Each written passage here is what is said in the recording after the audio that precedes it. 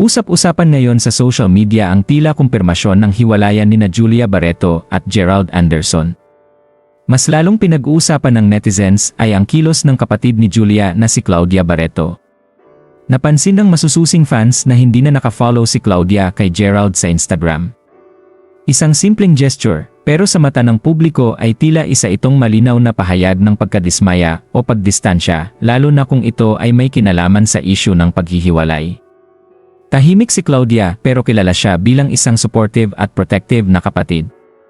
Mula noon hanggang ngayon ay pinili niyang manahimik sa mga kontrobersya, pero kapag si Julia na ang nasasangkota, ay hindi maiiwasang mapansin ang kanyang mga kilos kahit gaano pa ito kasoble.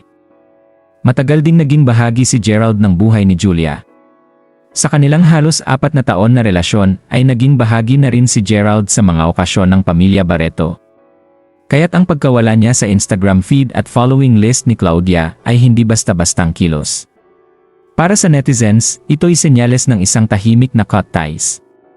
Habang nananatiling tikom ang bibig ng kampo ni Julia at Gerald, patuloy naman ang hinala ng publiko. Lalo na't nawala na rin ang dating mga couple photos at madalang na ang interaksyon nila sa social media. May mga nagsasabing posibleng matagal nang tapos ang relasyon pero ngayon lang pinapansin. Ang iba na may naniniwalang may dahilan ang galit ni Claudia. Sa ngayon, tila naninindigan si Claudia sa kanyang loyalty at iyon ay sa kapatid niyang si Julia Barreto. Sa mata ng publiko ang kilos na ito ay pahiwatig na hindi siya pabor sa naging takbo ng relasyon ni Julia at Gerald. At habang wala pang kumpirmasyon mula sa magkabilang panig, isa lang ang malinaw, ang kapatid ay kakampi lalo na sa panahon ng sakit. Anong masasabi niyo sa balitang ito?